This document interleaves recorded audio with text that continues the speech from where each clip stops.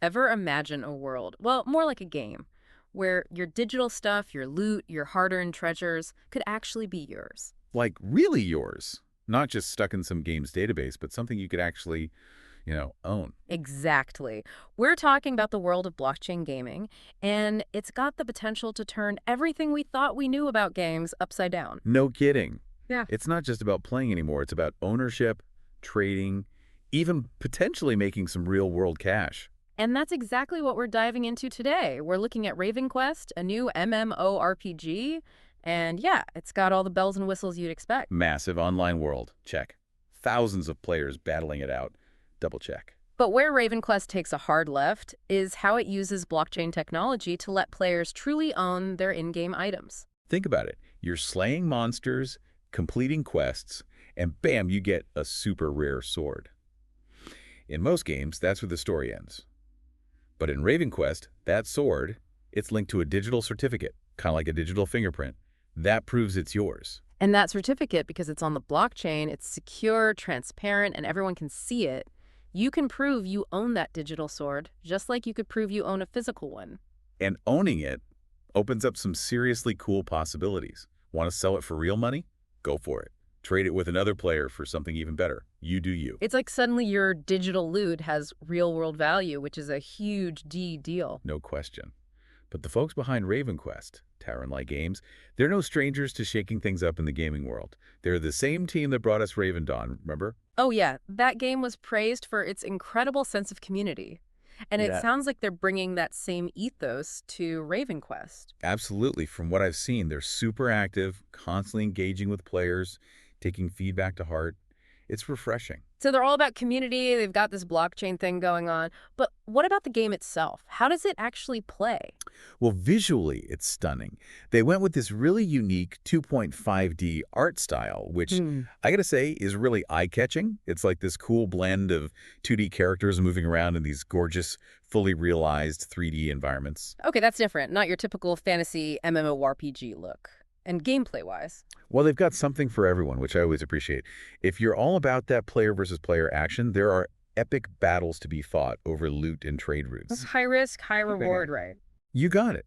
But if you're more into the questing, crafting, and exploring side of things, they've got these safe havens where you can chill out, level up your skills, and just enjoy the ride. So they're catering to different playstyles, which is always a good sign. Hmm. But let's circle back to the blockchain side of things for a sec. You mentioned earlier that there's a whole crafting system built around these things called Aether Stones and artifacts. Oh, yeah. That's where things get really interesting. From what I've gathered, Aether Stones, that's like the premium in-game currency. And it sounds like you can potentially buy and sell them outside the game, like on a real marketplace, using real money. Wait, really? So I could potentially, like, farm for Aether Stones in the game and then cash them out in the real world? That's the idea. Or you could use those Aether Stones to buy crazy rare artifacts from other players. Okay, now my ears are really perked up. And these artifacts, they aren't just for show, right? Right. They're not just cosmetic. They seem to tie into character abilities, crafting recipes, all sorts of stuff. It's like they've created this whole other layer of gameplay where strategy and economics really come into play. It's like they took the best parts of MMOs, crafting games, and then threw in a dash of real-world economics for good measure. And it seems to be working. They officially launched back on August 29th, and let me tell you, the hype was real. They even did this cool play-to-airdrop event where early adopters could earn tokens, free crypto, just for logging in and playing the game. Talk about a good way to get people through the door. Exactly. Reward your early supporters. Hmm. But the cool thing is, they've got much bigger plans beyond just the launch. They're already talking about a mobile release, expansions with new content, even a Champions League for the hardcore PvPers. Wow, they are in it for the long haul. It's not just a quick cash grab. Not even close. And you know what I find fascinating? This whole thing with RavenQuest, it's like looking into the future of gaming. What if this whole idea of true player ownership, this merging of the digital and real economies, what if this is just the beginning? It's a mind-blowing thought, right? Yeah. What if this becomes the norm? It could fundamentally change the way games are designed, developed, and played. For sure.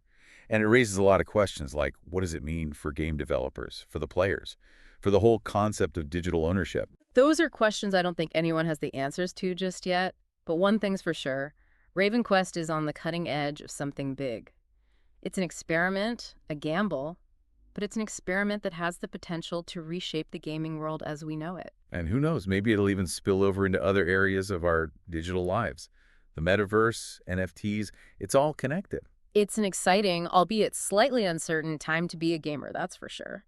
If you're even remotely interested in where the future of gaming is headed, you owe it to yourself to check out RavenQuest. Couldn't agree more. Who knows, you might even end up making a little money while you're at it. All right, that's it for our deep dive on RavenQuest. We'll catch you in the next one. See you then.